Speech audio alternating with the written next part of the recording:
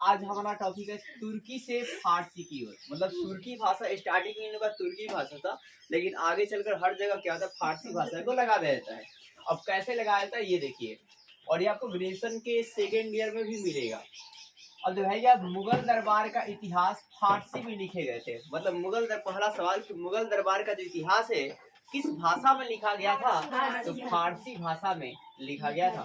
फिर मुगल जो है चगदाई मूल के थे। किस मूल के थे? चगदाई के मूल के थे। अतः तुर्की इनकी मातृभाषा थी।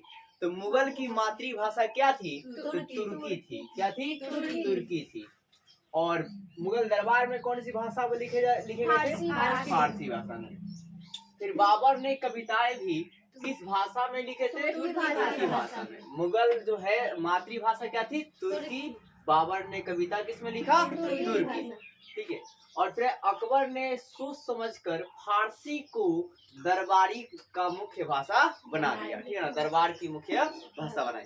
तो दरबार का भी मुख्य भाषा क्या था? फारसी था। क्या था? फारसी। फिर मुगल दरबार का इतिहास भी किसमें लिखा गया? फारसी में। लेकिन दो बात तुर्की में थी, एक बाबर की कविताएं और एक आपका है क्या, कि उनकी मातृभाषा। क्या जी? मातृभाषा। चार बातें हैं। फिर ईरानी और मध्य एशियाई राजा को भी फारसी भाषा अपनाने के लिए क्या किया गया? प्रेरित किया, मोटिवेट किया गया कि फारसी को अपनाइए। और फिर जितने भी आसपास के कबीला थे उन सभी में मोटिवेट किया गया कि आप भी फारसी भाषा को अपनाइए। जितने भी क्षेत्र आते थे उन सभी में कहा गया फारसी भाषा को अपनाइए। तो बहुत लोगों ने फारसी भाषा को अपनाया। ठीक है। फिर 16वीं से 17वीं शताब्दी में फारसी भाषा का अधिक प्रयोग होने लगा। क्या जी? 16वीं से 17वीं शताब्दी का जी फारसी भाषा का अधिक प्रयोग होने लगा। ठीक है, क्योंकि प्रशासनिक व्यवस्था भी यही बना दिया गया। ठीक है ना, अलग अलग क्षेत्रों में इसी को बना दिया। मतलब हर क्षेत्र में लगभग फारसी ही चल रहा था। तुर्की से क्या हो गया? फारसी। उपमहाद्वीप के कुछ लोग हिंदी भी बोलते थे। उपमहाद्वीप के कुछ लोग जो थे वो क्या बोलते थे? हिंदी बोलते थे। और फारसी के हिंदी के साथ उर्दू नई भाषा आई। उर्दू क्या जी? नई भाषा आई। तो देखिए स्टार्टिंग में क्या होता है कि मतलब पूरे दरबार में फारसी भाषा बोली जाती है। ठीक है, पूरे दरबार क्या जी? फारसी भाषा बोलते हैं। और उसके फिर मतलब इनकी मातृभाषा क्या होती है? तुर्की होती है। और बाबर की जो कविताएं है वो भी तुर्की भाषा में लिखी होती है। और फिर आगे की बात करते हैं कि अकबर जो थे वो सोच समझ कर दरबार का मुख्य भाषा फारसी को बनाते हैं। और हर एक राजाओं के पास भी मतलब फारसी भाषा पर मतलब उनको मोटिवेट किया था कि फारसी भाषा को अपनाइए। ठीक है, आगे चलकर हर 16वीं शताब्दी में फारसी भाषा का उपयोग ज्यादातर हो जाता है। और फिर उपमहाद्वीप के लेकिन कुछ लोग जो है वो हिंदी को बोलते हैं, हिंदी भाषी होते हैं। ठीक है, और फारसी हिंदी के साथ ही उर्दू एक नई भाषा आती है। फिर क्या, अकबरनामा किस भाषा में लिखी गई? फारसी भाषा में। ठीक है ना। फिर है क्या, बाबरनामा किस भाषा में लिखी? तुर्की में लिखा गया। अच्छा, अकबरनामा किसने लिखा है? अबुल फजल।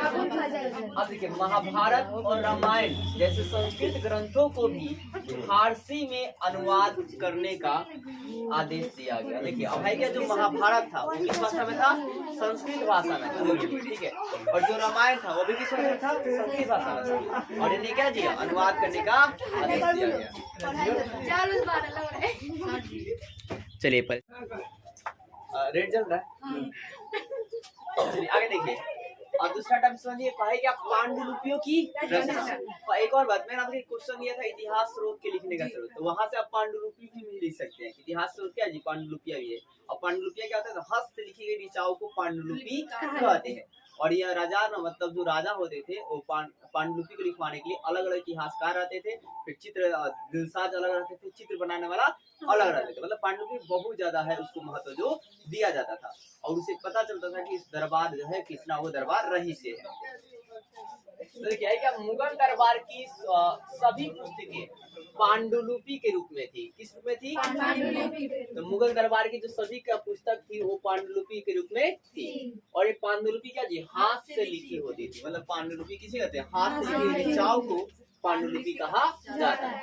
और इनके रचना के प्रमुख केंद्र को क्या कहता है? किताब खाना, जिसे आज के मॉडर्न जमाने में क्या कहता है? लाइब्रेरी कहा जाता है। क्या था जी, लाइब्रेरी या पुस्तकालय कहते हैं। और इसे लिखने वाले लिखने वाले लोग होते थे। फिर चित्रकला के लिए विभिन्न प्रकार के लोग रहते थे, और जो लिखाई जब किया जाता था ना, तो चित्रकला के लिए जगह छोड़ दिए जाते थे, और एक ऐसा अजीब तरह से चित्र बनाया जाता था जिसमें लगा कि मतलब निर्जीव पदार्थ में भी जान आ गया है। क्या गया है?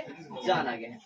फिर इसे बहुमूल्य वस्तु, वैदिक संपदा और सौंदर्य के रूप में देखा जाता था। इसे बहुत ही कीमती वस्तु के रूप में देखा जाता था।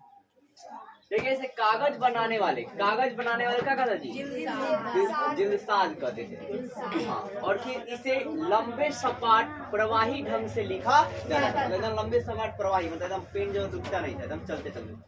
ठीक है, अब है क्या, इसे 5 से 10 मिलीमीटर, क्या जी, 5 से 10 मिलीमीटर की नोक वाले छटे हुए सरकरे से लिखा जाता था। ठीक है, मतलब एक तरह का मान चलिए लकड़ी का टुकड़ा था, इसमें चीरा लगा हुआ था, ठीक है ना, उसे हम लोग मतलब स्याही में डुबोते थे, वो सूखता था, फिर उसे लिखा जाता था। तो है क्या कि नोक में चीरा लगा था जो स्याही को सूख लेता था, और फिर उसे क्या लिखने का कार्य जो है किया जाता। फिर अबुल फजल ने चित्रकारी को जादवी कला बताया। क्या बताया? जादवी कला, मतलब चित्रकला को क्या बताया? जादवी कला बताया।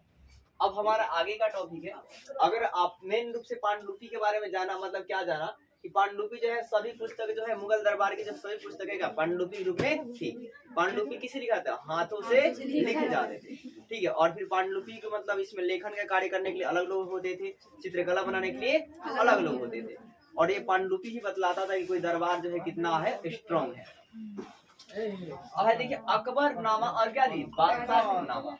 तो अकबर जो है देखिए, प्रत्येक पांडुलिपि में औसतन 150 पूरे या दोहरे पृष्ठ, एक पन्ना बोल सकते हैं, 150 पूरे का जी दोहरे पृष्ठ पर लड़ाई, शिकार, घेरेबंदी और इमारत के निर्माण की बात लिखी गई थी।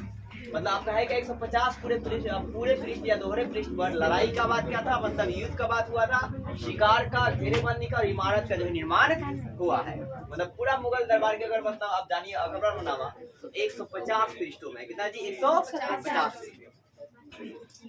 फिर आपका है क्या, देखो इसके लेखक, अकबरनामा के लेखक कौन है जी? अबुल फजल। और अबुल फजल का लालन पोषण कहाँ हुआ था? आगरा। और मुगल दरबार की राजधानी भी क्या थी? तो आगरा थी। फिर क्या, फिर देखो अबुल फजल ने अकबरनामा लेखन कार्य स्टार्ट कब किया? 1589। और कितने साल किया? 13 वर्ष तक काम किया। ठीक है ना, मतलब इस पांडुलिपि को लिखने में कितने काम किया जी? 13 वर्ष, 13 वर्ष तक वर्क किया इसमें। फिर अकबर जो आपका अबुल फजल कौन थे? अकबर के सलाहकार थे। कौन थे? अकबर के सलाहकार थे। अकबर क्या जी? सलाह देने वाले थे। ठीक है, फिर आपका है क्या कि ये जो अकबरनामा था वो कितने भागों में बटा था? 3 भागों में बटा था। 3 भागों में से पढ़ा जाएगा। प्रथम में 2 इतिहास था। प्रथम क्या जी? 2 इतिहास था अकबर के।